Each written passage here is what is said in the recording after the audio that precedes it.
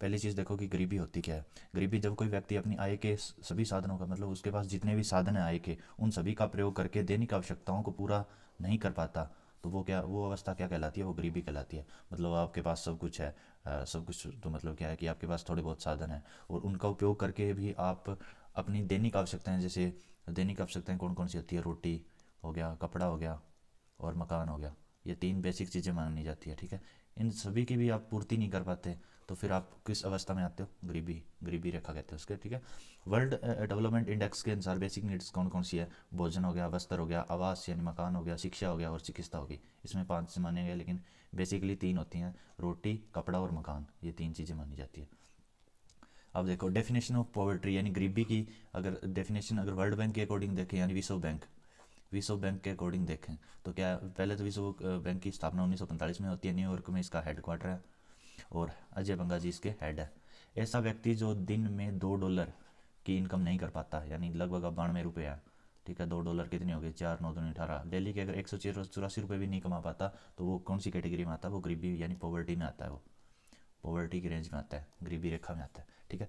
VM तथा N रथ formula क्या कहता है? ये पहली बात तो 1971 में इन्होंने दिया था, ये दो इकोनॉमिस्ट, समझ इनको, इकोनॉमिस्ट थे ये, वीएम तथा एन रथ, ठीक है। भोजन प्राप्ति के आधार पर माना था इन्होंने, ठीक है। शहरी तथा अथवा ग्रामीण क्षेत्रों में ऐसा व्यक्ति जो प्रतिदिन 2400 कैलोरीज भी नहीं प्राप्त कर पाता, वो गरीबी रेखा में आता है।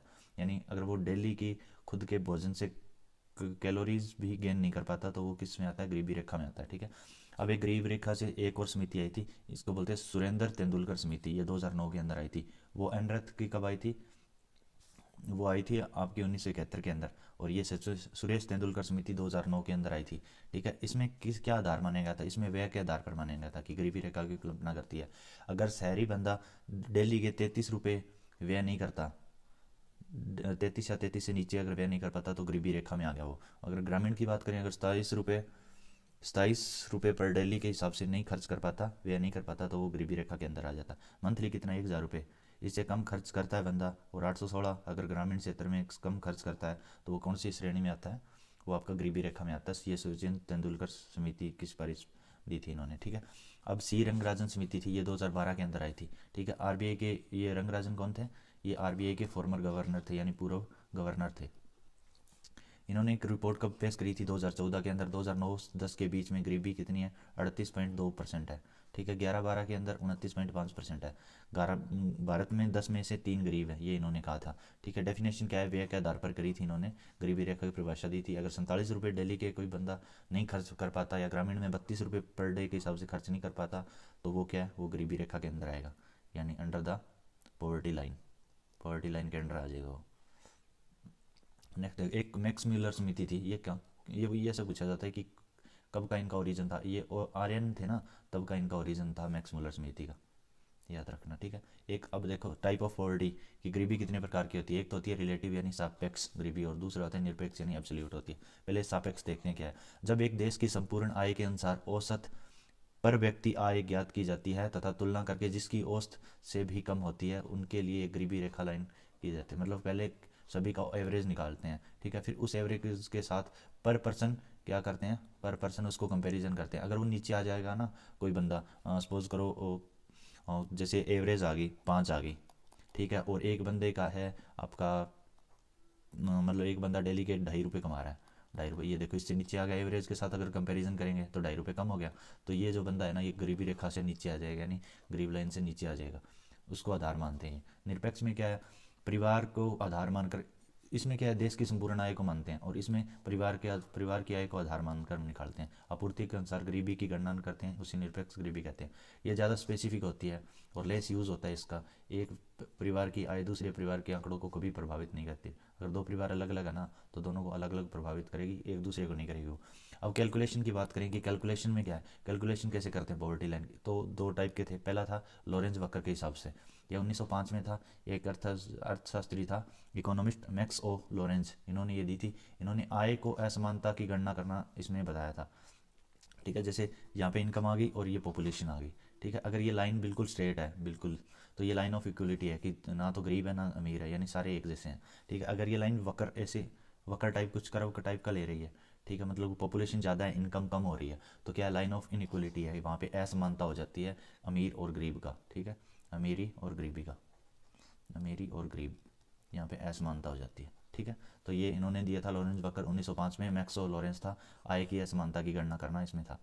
ठीक है, नेक्स्ट देखो, दूसरा था, पहला लॉरेंस वकर था, अब ये कॉनरेडो गिनी था, यानी ये भी अर्थशास्त्री था, उन्होंने 1912 के अंदर ये दिया था जिसको बोलते हैं गिनी गुणांक, यानी आय वितरण की माप थी ये।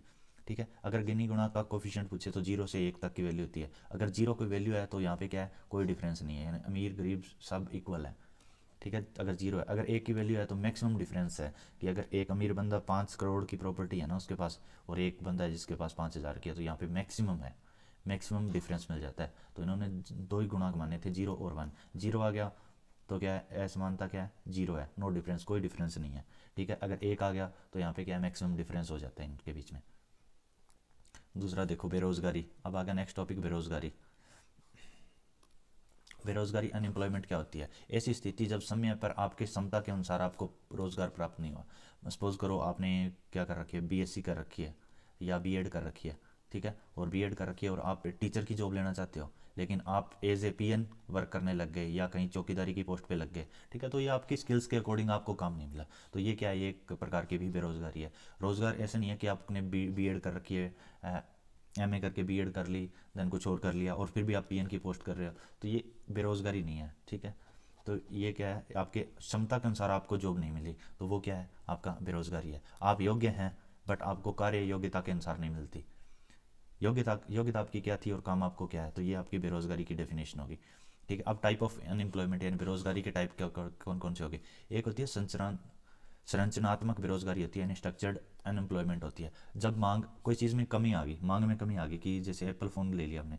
ठीक है, एप्पल में कमी आ गई मांग में, कि लोग खरीद नहीं रहे, उसके कारण क्या है, उसके प्रोडक्शन में भी कमी आएगी, प्रोडक्शन में कमी आएगी तो उसकी आपूर्ति भी नहीं होगी, आपूर्ति में भी कमी आएगी, अगर आपूर्ति में कमी आएगी तो जो बंदे काम कर रहे थे उनको हटाना पड़ेगा, तो उसमें भी कमी आएगी, और उसमें कमी आएगी तो उसके जो सेल्स हैं या जो उनका क्या बोलते हैं, उनका जो प्रॉफिट है उसमें भी कमी आ जाएगी।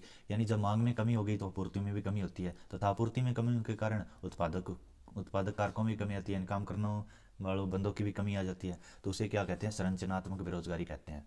क्योंकि जब कोई चीज़ बिक ही नहीं रही किसी की, तो क्यों कोई कंपनी अपने पास एम्प्लॉयज़ रखेगी, तो उस चीज़ को जो बोलते हैं ना उसको ले ऑफ बोलते हैं। जब भी आप प्राइवेट कंपनीज़ में देखना कि ये ले ऑफ कभी कभार 4 या 5 साल में एक बार लगता है, तो उसमें क्या है, मैक्सिमम से मैक्सिमम बंदे हैं ना वो कंपनी आउट कर देती है, अपने फायर ऑफ कर देती है अपनी कंपनीज से, क्योंकि क्या है कि कंपनी उतना प्रॉफिट कमा नहीं पाती, तो उसकी वजह से। खुली और अनैच्छिक बेरोजगारी यानी ओपन अनवांटेड एम्प्लॉयमेंट क्या होती है, ऐसी बेरोजगारी जिसमें व्यक्ति कार्य करना चाहता है, कार्य की दक्षता भी है परंतु कार्य नहीं मिल रहा, कि आप मतलब कोई काम करना चाहते हो, आप सॉफ्टवेयर इंजीनियर बनना चाहते हो। ठीक है, ये आपकी विश है कि आप सॉफ्टवेयर इंजीनियर बनो। ठीक है, आप उसके लिए एलिजिबल भी हो, क्वालिफिकेशन भी है आपके पास, ठीक है, लेकिन आपको कार्य नहीं मिल रहा, तो उस व्यक्ति उसको क्या कहते हैं, उसको खुली और अनैच्छिक बेरोजगारी कहते हैं, यानी ओपन एंड अनवांटेड एम्प्लॉयमेंट बोलते हैं। ऐसा व्यक्ति जिसके तत्काल में ही गांव से शहर पलायन किया हो उसे भूमिहीन मजदूर होता है वो। ठीक है, तो ये डेफिनेशन याद रखना कि आप सॉफ्टवेयर इंजीनियर की जॉब करना चाहते हो, आपके पास एलिजिबिलिटी भी है, ठीक है, और आपके पास क्वालिफिकेशन भी है, बट फिर भी आपको कार्य नहीं मिल रहा आपकी दक्षता के अनुसार, तो वो क्या हो गया, खुली और अनैच्छिक बेरोजगारी होगी। नेक्स्ट नेक्स्ट टाइप आ गया सी, घर्षणात्मक बेरोजगारी यानी फ्रिक्शनल अनएम्प्लॉयमेंट, जब एक व्यक्ति के अनुसार एक कार्य को छोड़कर दूसरे रोजगार की तलाश की जाती है। नई तकनीक आने के कारण जो पुराने कामगार होते हैं या वे अन्य रोजगार की तलाश करते हैं वहीं तकनीक सीखते हैं, यह घर्षणात्मक बेरोजगारी कहलाती है। क्या कहता है कि एक व्यक्ति के द्वारा जब एक कार्य को छोड़ के, मान ले अब देखो चैट जीपीटी आया था, चैट जीपीटी इसने बहुत सारे बंदों की जॉब खा ली। ठीक है, क्योंकि जिनके पास जॉब रहेगी उन वो क्या है, वो इसमें भी एक्सेल थे, कि चैट जीपीटी उन्होंने सीख ली, उसका यूज़ सीख लिया, तो वो क्या है कि एक रोज़, या आप ऐसे बोल सकते हो कि आपने पहले सॉफ्टवेयर इंजीनियर थे, ठीक है, अब आप कोई और इंजीनियर जैसे सिविल इंजीनियरिंग की पोस्ट पे जाना चाहते हो, तो ये काम छोड़ दिया और यहाँ आ गए, तो यहाँ भी आपको काम नहीं मिल रहा अब, तो ये चीज़ क्या है, तो इसके लिए आप सिविल इंजीनियरिंग के लिए आपको स्पेशल से पढ़ाई करनी पड़ेगी। तो ये क्या, ये चीज़ ये होती है ना बेरोजगारी, ये घर्षणात्मक बेरोजगारी होती है, यानी ये काम को छोड़ के दूसरे काम की तलाश करना, लेकिन उसके लिए भी आपके पास एलिजिबिलिटी नहीं है, पहले वो चीज़ सीखना और देन उसमें जॉब करना, ये आपकी घर्षणात्मक बेरोजगारी कहलाती है।